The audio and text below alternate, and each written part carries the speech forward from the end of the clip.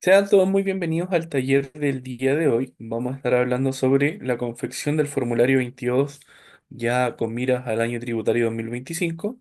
Mi nombre es Pablo Jorquera, me desempeño como consultor dentro de la empresa No Noches. Y vamos a partir con la presentación del día de hoy. Como les comentaba anteriormente, la idea es poder analizar los componentes más importantes a tener en consideración al momento de generar un formulario de renta con miras al año tributario 2025, ¿cierto? El formulario 22, el que declara la renta de las empresas, personas naturales también, ¿cierto?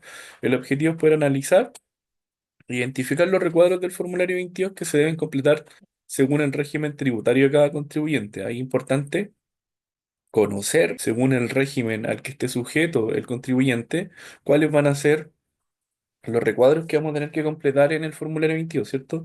Para este año tributario 2025 no hay grandes modificaciones, o sea, sabemos que dentro de la empresa sujeta a las disposiciones del 14.3 cambió el impuesto de primera categoría, ¿cierto? Que van a pagar el 12,5. Eso genera que también cambie la tasa de crédito vigente, ¿cierto? Que van a ser asignada a los retiros efectuados por los propietarios durante el ejercicio, que afecta a los registros de renta empresarial, que lo vimos hace un par de presentaciones atrás. Entonces, por norma general no hay grandes modificaciones. También está el tema del impuesto sustitutivo, el impuesto final, ¿es cierto? El ISIF, que finalmente también va a tener una injerencia que lo más probable es que, bueno, todavía no está la oficialización, pero que dentro de los recuadros en los que vamos a presentar los registros de renta empresarial, lo más probable es que ahí a lo mejor tengamos alguna otra fila y algunos códigos nuevos, pero por regla general no son tantas las modificaciones que vamos a tener para este año tributario 2025 con respecto al año tributario 2024. Para entender la estructura del formulario 22, debemos saber que, insisto, presentamos información sobre los distintos regímenes tributarios, ¿cierto? A los que pueden estar sujetos las distintas empresas de nuestra legislación y además también las personas naturales. Ahora, debemos partir desde la base que los tres principales regímenes que están en vigencia desde el 1 de enero del 2020, del 1 de enero del 2020, que se incorporaron en la Ley 21.210, son el régimen general 14A, ¿cierto? Que es la renta, un régimen de renta semi-integrada, el régimen general PROPYME, que es el 14D número 3, ¿cierto? Y el régimen de transparencia tributaria, que es el 14D número 8. En estos tres regímenes nos vamos a centrar en la presentación del día de hoy.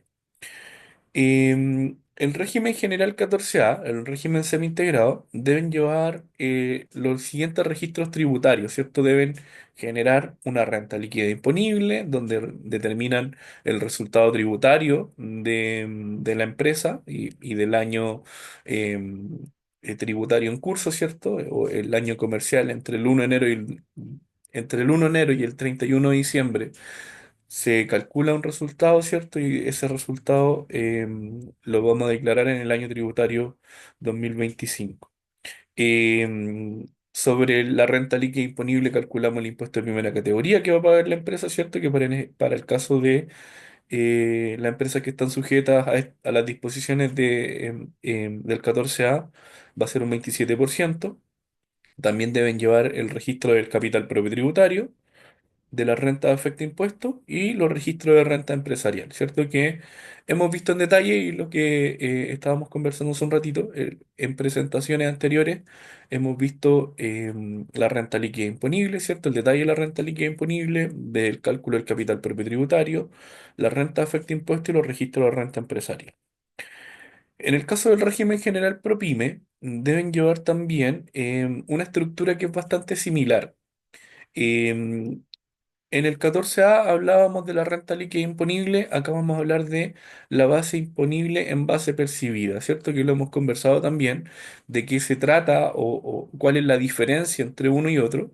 Es que cuando hablamos de una base imponible en base percibida, vamos a determinar el resultado tributario según la diferencia entre ingresos y egresos tributables de el año comercial, ¿cierto? Entre el 1 de enero del 2024, en este caso, el 31 de diciembre del 2025, todos aquellos ingresos y egresos tributarios los debemos llevar a la base imponible para calcular nuestro resultado tributario por el cual vamos a calcular el impuesto de primera categoría, que para efectos de empresas que están sujetas a este régimen va a ser el 12,5 en el año tributario 2025.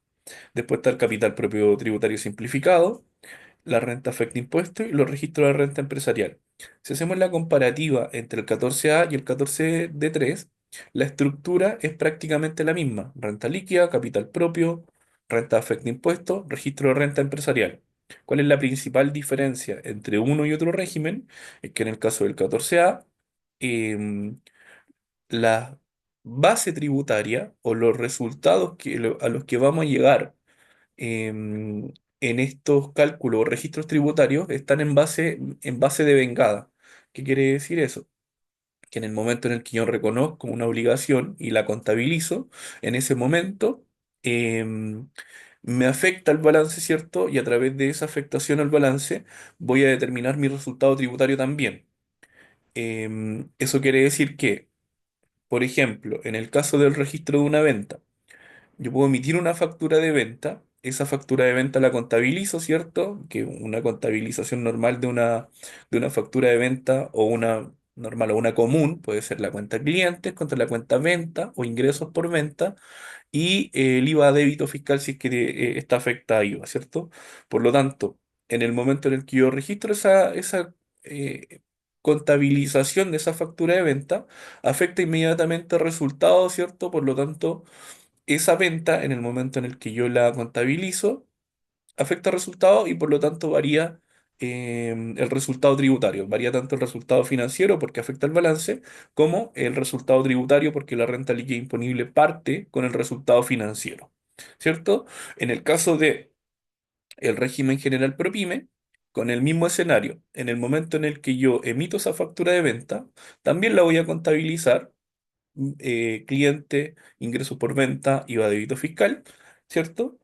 Em, pero en ese momento no se va a ver afectado el resultado tributario, porque en este régimen me dice que va a afectar la base imponible en el momento en el que el cliente me paga esa factura de venta.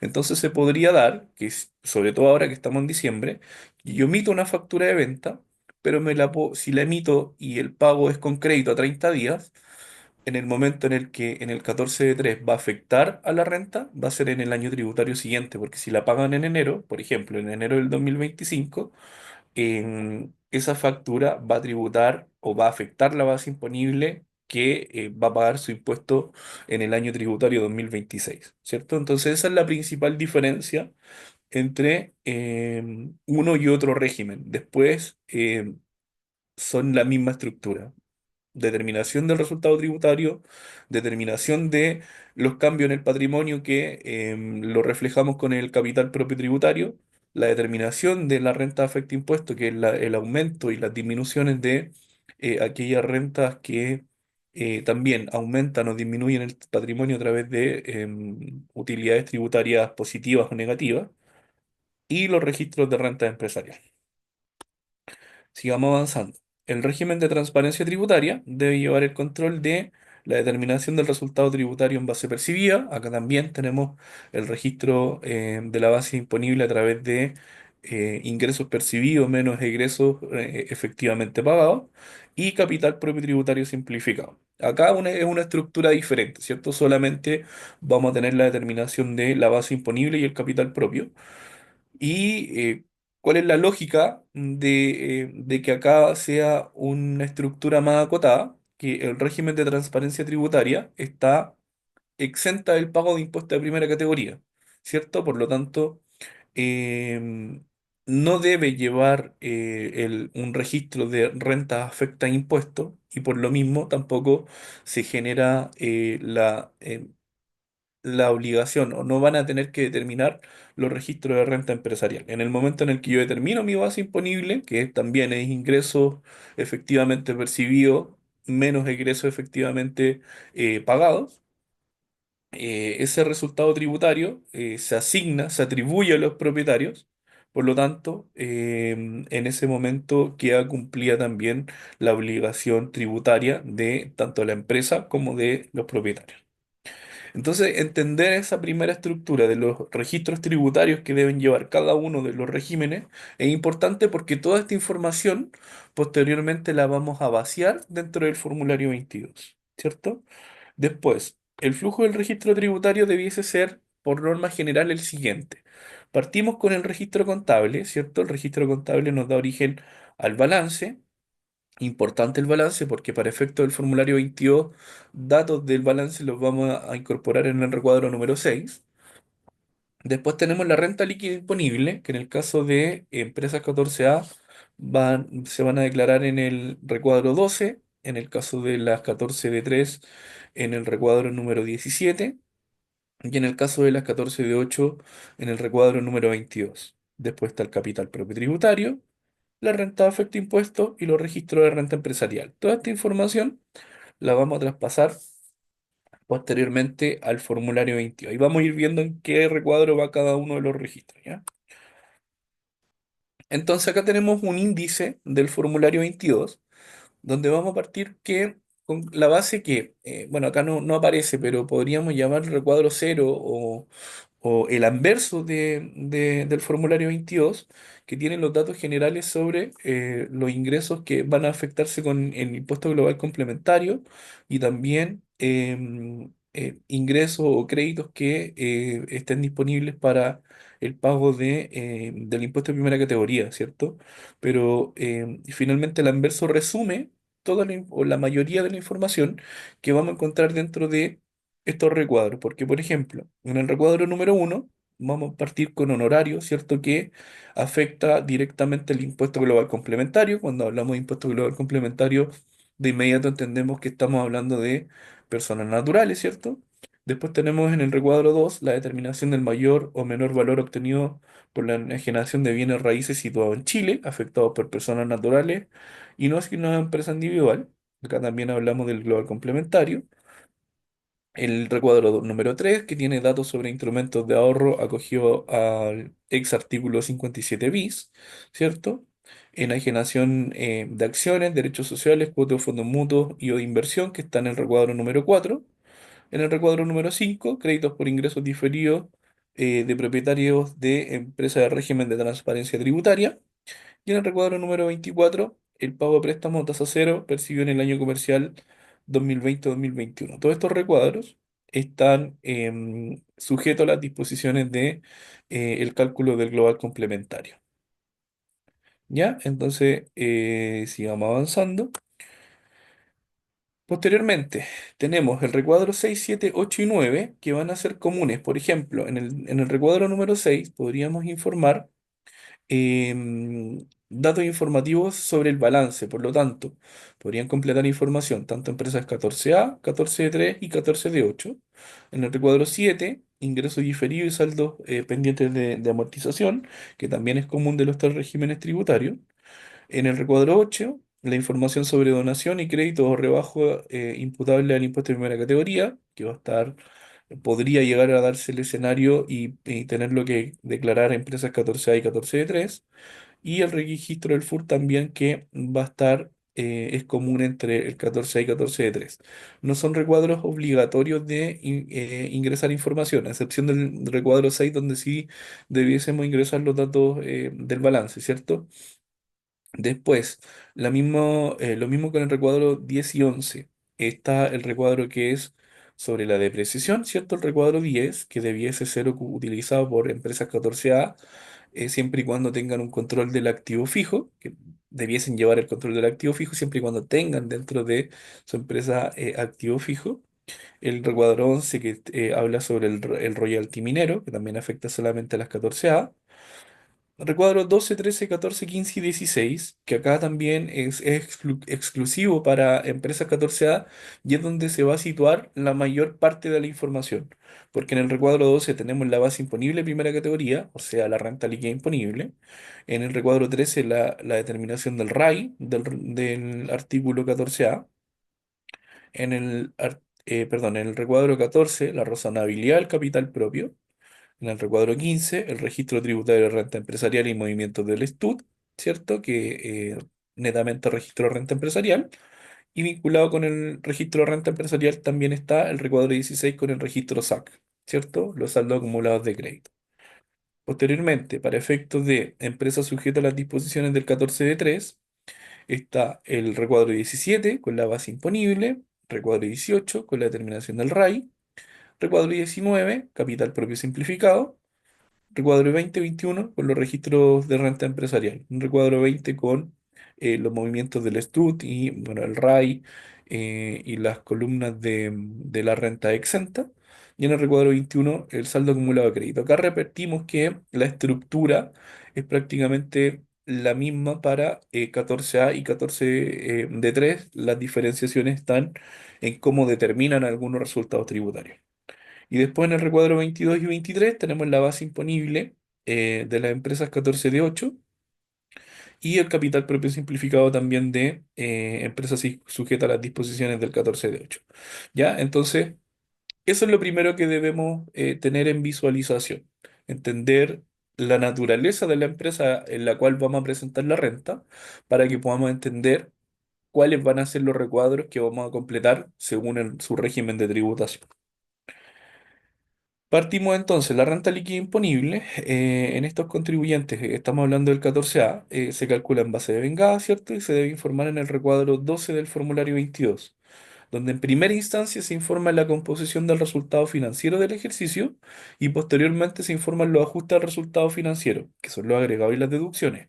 Es importante entender esta parte porque cuando nosotros determinamos una renta líquida imponible en una empresa 14A, partimos desde el resultado financiero y posteriormente generamos los ajustes a ese resultado financiero que son los agregados y las deducciones.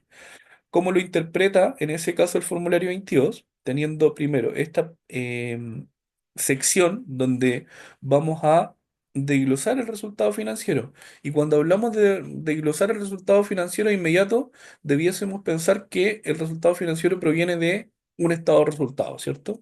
Entonces, acá parte hablando de conceptos genéricos como por ejemplo ingresos del giro, percibidos o devengados, que si nosotros le llevamos o analizamos el concepto de ingresos del giro percibido de vengado y lo tratamos de vincular con lo que nosotros visualizamos, ya sea en un balance tributario, en un balance hecho columna o un estado de resultados, debiese estar la cuenta venta, ¿cierto? Nosotros, por norma general, contabilizamos los ingresos del giro en la cuenta ingresos por venta, o pueden haber varios tipos de ingresos por venta, ya sean no sé, por empresas exportadoras, ingresos por ventas nacionales, a extranjeros, etcétera. Pero acá vamos a ver que está ingresos del giro, rentas de fuente extranjera, intereses percibidos, otros ingresos percibidos, después restando dentro de esta determinación del resultado financiero está el costo directo de los bienes y servicios y tenemos el costo de venta, remuneraciones, arriendo,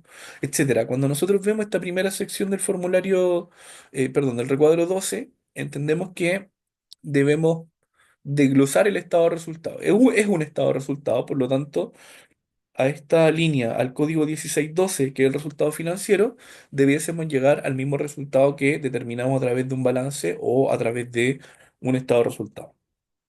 Posteriormente, dentro del recuadro 12, están los ajustes al resultado financiero, donde están las correcciones monetarias, ¿cierto? Las partidas del inciso primero, no afectada al impuesto único del 40, la depreciación financiera, está un desglose completo de cuáles podrían ser las partidas que nosotros, al momento de determinar la renta líquida imponible, la ajustamos indicando que es un agregado o una deducción. Sabemos que los agregados van a sumar, ¿cierto?, a la determinación de la renta líquida imponible, las deducciones van a restar y luego de determinar la renta, eh, los ajustes tributarios, los agregados y las deducciones, vamos a poder también incluir el incentivo al ahorro, ¿cierto? Acá vemos que podemos agregar el incentivo al ahorro, por lo tanto, insisto, acá cuando hablamos del recuadro 12 debe ser una fotocopia de la determinación de la renta líquida imponible.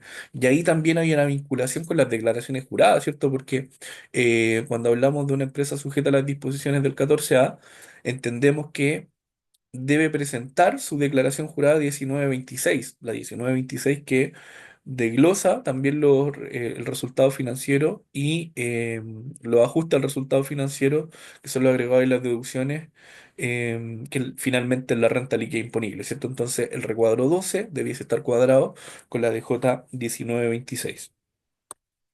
Seguimos avanzando. Después tenemos la renta afecta a impuestos, ¿cierto? Que la renta afecta a impuestos las vamos a encontrar en el recuadro 13 del formulario 22, que busca determinar variaciones positivas y negativas en el patrimonio de la empresa que se encuentra en afecta a impuestos, ¿cierto? Se deben, ya lo comenté, informar en el recuadro 13. Entonces, en el recuadro 13 vamos a partir con el capital propio tributario positivo final, que está en el recuadro 14, o positivo o negativo final, el saldo negativo del REX al término del ejercicio, la remesa, retiro, dividendo repartido en el ejercicio reajustado, y vamos a restar el saldo positivo del registro REX menos el capital aportado, el saldo del FUR y sobreprecio obtenido en la colocación de acciones de propia emisión. No vamos a ahondar mucho en los cálculos. Ya hemos visto presentaciones donde hablamos específicamente del registro del RAI. Pero sí tener en consideración eso, ¿cierto? Que en el recuadro 13 del formulario 22 vamos a tener que hacer el trasvasije, ¿cierto? De información de los cálculos realizados, en este caso de la renta frente a impuestos. Después tenemos el capital propio tributario, ¿cierto? Que en este régimen el que más se utiliza es con el método del activo, que plantea que al total del activo depurado descontamos el pasivo exigible. Dicho registro se debe homologar e informar en el recuadro 14. ¿Por qué hablamos de homologar? Porque el recuadro 14 habla de la razonabilidad del capital propio tributario. Y cuando hablamos de la razonabilidad del capital propio tributario, el formulario 22 lo que plantea es, primero, partir con el capital propio tributario positivo o negativo inicial, que debiese ser el capital propio que viene de arrastre del año anterior, y posteriormente desmenuza o nos describe una serie de partidas que podrían generar aumentos y disminuciones de patrimonio. Por eso habla de razonabilidad, porque lo que genera este esquema de cálculo es determinar cuáles fueron los aumentos y las disminuciones efectivas de patrimonio durante el ejercicio. Partimos desde la base que traemos el capital propio tributario y después debo generar suma y resta de las variaciones patrimoniales que existieron durante el año comercial que estamos informando. Por eso, por ejemplo, tenemos la corrección monetaria, el capital propio tributario, aumentos efectivos de capital actualizados o disminuciones efectivas de capital. La renta líquida imponible afecta al impuesto de primera categoría del ejercicio y lógico porque si yo tengo una renta líquida imponible positiva, o sea, un resultado tributario positivo, eso aumenta inmediatamente el patrimonio de la empresa, ¿cierto? Por lo tanto, vamos a sumar la renta líquida imponible. Ahora, si fuese pérdida tributaria, también en efecto inverso va a rebajar el capital propio tributario, va a rebajar el patrimonio de la empresa y después están renta exentas del impuesto de primera categoría, retiro dividendos. Si yo genero o una empresa distribuye dividendos, lógicamente que esos dividendos rebajan el patrimonio de la empresa, así que, insisto, de eso se trata, homologar el cálculo del capital propio tributario con este recuadro 14. Recordar también que el resultado al que nosotros lleguemos en el código 645 o 646, que va a ser nuestro capital propio positivo o negativo final, debe cuadrar también con la EJ 1847, que también lo vimos en una presentación anterior, que para efectos de esa declaración jurada hay una columna que se llama valor tributario, donde ahí se debe ingresar los valores tributarios de las cuentas de activo y pasivo que finalmente determinan el resultado del capital propio tributario. Entonces, acá hay otra cuadratura que eh, se debe generar, ¿cierto? Entre la J 1847 y el recuadro 14. Después tenemos los registros de renta empresarial, que llevan el control del aumento y disminuciones de aquella renta afecta y exenta de impuestos, ¿cierto? Además de los saldos de crédito acumulado existentes. Dichos registros se informan en los recuadros 15 y 16 del formulario 22. Y acá vemos, en el recuadro 15 del formulario 22, vamos a llevar el control de los aumentos y disminuciones de el RAI. Cuando hablamos de aumentos y disminuciones, sabemos que partimos con los remanentes del año anterior. Después está la rebaja por la reversa del RAI, que lo hemos explicado también por qué se reversa, el RAI del ejercicio, la distribución, de retiro o dividendo efectuados por los propietarios que rebajan el RAI. Después está la columna del DEDAN, las columnas del REC, ¿cierto? Que ahí está el RAP y la diferencia inicial del ex artículo 14 ter, el ISFUT, otras rentas con tributación cumplida, renta exenta y los ingresos no renta, y finalmente el control de el STUT. Después en el recuadro 16 tenemos el control de los créditos, ¿cierto? Los saldos acumulados de crédito también con aumentos y disminuciones, donde vamos a encontrar los acumulados a contar desde el 1 de enero del 2017, los no sujetos a restitución, sin derecho y con derecho a devolución, y los sujetos a restitución sin derecho y con derecho a devolución. Acá es importante porque, insisto, acá vamos a tener la fotocopia o el trasvasije de información desde los registros de renta empresarial. Sabemos que, y lo hemos explicado también, que en el registro de renta empresarial vamos a registrar dentro de los saldos acumulados de crédito el impuesto de primera categoría pagado por la empresa, ¿cierto? Porque entendemos que el impuesto de primera categoría pagado por una empresa sujeta a las disposiciones del 14A se va a transformar en crédito utilizable por los propietarios de la empresa en un 100% con la obligación de restituir un 35%. Entonces, en ese caso, va a ser sujeto a restitución con derecho a evolución por efecto de impuesto de primera categoría o renta líquida imponible generada por la empresa, ¿cierto? En el código 1305. ¿Ya? También va a estar lo acumulado hasta el 31 de diciembre del 2016, que entendemos que están considerados aquellos créditos que están vinculados con la columna del STUT, que la columna del STUT, el saldo total de utilidades tributables, ¿cierto? Que venía de el antiguo foto, ¿ya? Entonces, esa es la estructura que vamos a encontrar en este caso para empresas sujetas al 14A. Después, en el caso del régimen general PROPYME, tenemos la base imponible, ¿cierto? Que se calcula en base percibida, que es lo que explicamos hace un ratito, y que se debe declarar en el recuadro 17 del formulario 22.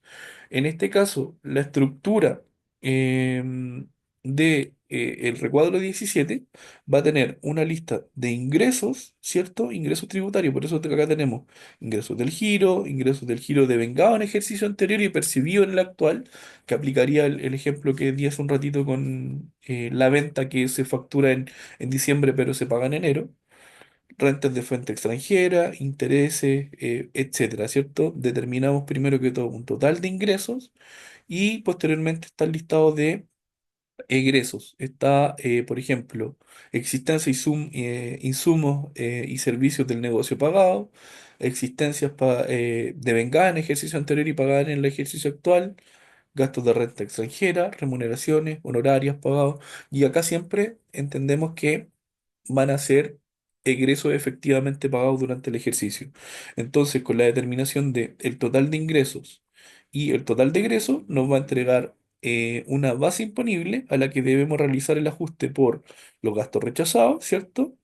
Y eso nos va a dar la base imponible en el código 1729, que va a estar afecta a impuestos de primera categoría o antes del incentivo al ahorro, una base imponible antes del incentivo al ahorro, por lo tanto posteriormente podemos generar la rebaja al incentivo al ahorro y eso nos va a entregar la base imponible afecta a la base imponible o pérdida tributaria del ejercicio.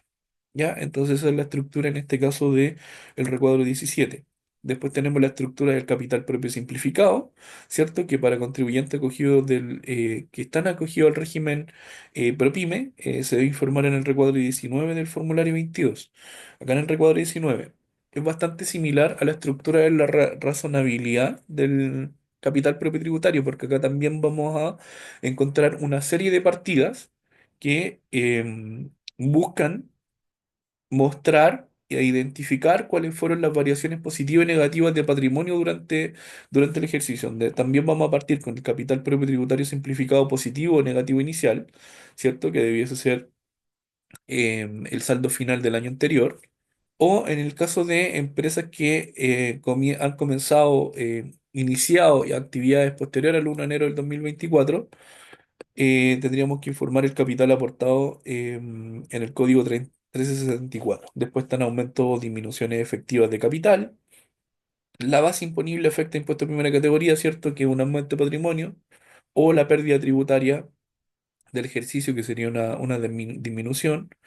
La renta exenta, pérdidas por renta exenta, ingresos no renta, retiro o dividendos, que también entendemos que es una disminución del patrimonio, etcétera. Acá nuevamente volvemos a esa lógica que es el desglose de aquellos aumentos y disminuciones en el patrimonio de la empresa. Vamos ahora a la renta afecta impuesto, que en el caso del RAI del ejercicio de empresas 14 de 3 lo vamos a informar en el recuadro 18 del formulario 22, donde acá la estructura de cálculo es prácticamente la misma que en el 14A, con la diferencia que acá nosotros los resultados, o por ejemplo, el capital aportado, lo vamos a informar a valor histórico, ¿cierto? Actualizado el 31 de diciembre del 2019. Y la remesa, retiro, dividendo repartido en el ejercicio también son a valor histórico, ¿cierto? Pero en estructura de cálculo es exactamente el mismo que en el 14A, ¿cierto?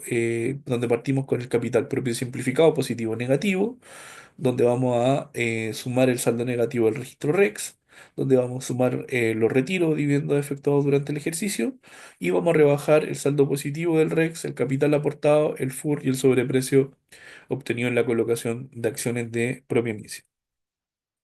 Después tenemos los registros de renta empresarial, que en este caso los vamos a informar en el recuadro 2021 del formulario 22. Que en este caso en estructura también seguimos la misma lógica. ¿Cuál es la gran diferencia en el 14, entre el 14A y el 14D3? Que nos vamos a encontrar acá la columna del DEDAN, ¿cierto? Acá primero tenemos la columna del RAI, también donde vamos a informar los aumentos y las disminuciones. Y posteriormente tenemos las columnas del REX, donde está el RAP y la diferencia del 14, del ex 14 TER, el ISFUT, otra renta exenta, ingreso no renta, y el control de el saldo de total de utilidades tributarias, ¿cierto? En estructura, como comentaba, es prácticamente lo mismo que vimos en el 14A. En el caso de los créditos, también son exactamente las mismas columnas, porque acá también vamos a tener lo acumulado a contar desde el 1 de enero del 2017, no sujetos y sujetos a restitución, y los acumulados hasta el 31 de diciembre del 2016, que, como comentábamos anteriormente, van a estar vinculados esos créditos a los saldos que están en el estatuto. Después, vamos a el régimen de transparencia tributaria, que dentro del régimen de transparencia tributaria vamos a completar dos recuadros, ¿cierto? Que va a ser el recuadro 22, donde vamos a determinar o declarar la determinación de la base imponible, donde acá en estructura es bien similar al recuadro 17, con algunas diferencias porque acá no vamos a tener, por ejemplo, el incentivo al ahorro, y tampoco vamos a determinar una base o un impuesto, ¿cierto? Pero también vamos a encontrar que hay un listado de ingresos, por eso partimos hablando de ingresos del giro percibido, rentas de fuente extranjera, intereses y reajustes, ¿cierto? Donde debemos desglosar los ingresos efectivamente percibidos durante el ejercicio para llegar al total de ingresos en el código 1610, y posteriormente está el listado de egresos tributarios que pudiésemos haber incurrió durante el ejercicio, ¿cierto? Donde también están existencia y suma y servicios del negocio pagado, remuneración, honorario, adquisiciones de bienes del activo fijo, arriendo, etcétera, ¿cierto? Determinamos el total de ingresos, determinamos el total de egresos, y eso nos va a entregar la base imponible a asignar a los propietarios que son contribuyentes de impuestos finales, ¿cierto? O pérdida tributaria del ejercicio, en el código 1630. ¿Ya? En este caso, para efectos de este tipo de empresa o empresa sujeta a este tipo de tributación, lo que nosotros vamos a calcular y vamos a determinar en el código 1630 debiese estar cuadrado con lo que presentamos en la EJ 1947. En la EJ 1947 nosotros atribuimos el resultado tributario a los propietarios. Si es un solo propietario, el mismo resultado que está acá en el código 1630, si es positivo este resultado, debiese atribuirse de forma íntegra a ese propietario, ¿cierto? Si fuesen dos y tuviesen participación de 50 y 50, la sumatoria de la atribución a los dos propietarios debiese también ser el mismo resultado del código 1630. ¿Ya? Eso también es un punto bien importante. Y finalmente en el recuadro número 23 vamos a declarar el capital propio simplificado de la empresa sujeta a las disposiciones del 14 de 8. Cierto que en la estructura de cálculo también vamos a partir con el capital propio tributario simplificado positivo o negativo inicial, o el capital aportado en empresas que inician actividad en el año comercial que estamos viendo en este caso, que sería el 2024, aumento y disminuciones efectivas, la base imponible nuevamente, insisto, acá buscamos las variaciones de patrimonio, ¿cierto? Pero entendemos que en estructura también es bien similar a el capital propio simplificado de el 14 de 3. Hasta ahí vamos a dejar entonces esta parte teórica. Espero que se haya entendido, ¿cierto? Que la estructura, esta es la estructura del formulario 22, que lo desglosamos según los tres regímenes principales de tributación de la actual legislación tributaria. Entonces, acá estamos dentro de nuestra plataforma tributaria web. Dentro de nuestra plataforma tributaria, y como lo hemos visto también en presentaciones anteriores, vamos a encontrar que dentro del módulo tributario nosotros vamos a poder determinar la renta líquida imponible, los capital propio tributario, los registros de renta empresarial, bueno, y las declaraciones juradas.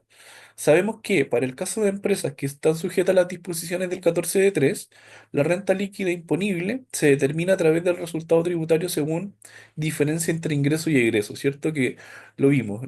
Cuando nosotros generamos la contabilización de los movimientos dentro del software, se van clasificando todos sus ingresos y egresos en una partida con un ítem de la RLI. Por lo tanto, esas partidas se traspasan hacia la renta líquida imponible según el régimen, en este caso el 14 de 3, ¿cierto? Que acá nosotros vamos a encontrar nuestra base imponible. Posteriormente, vamos a ver que también está la opción de generar el cálculo del capital propio tributario, ¿cierto? Y el RAI del ejercicio, además de los registros de renta empresarial.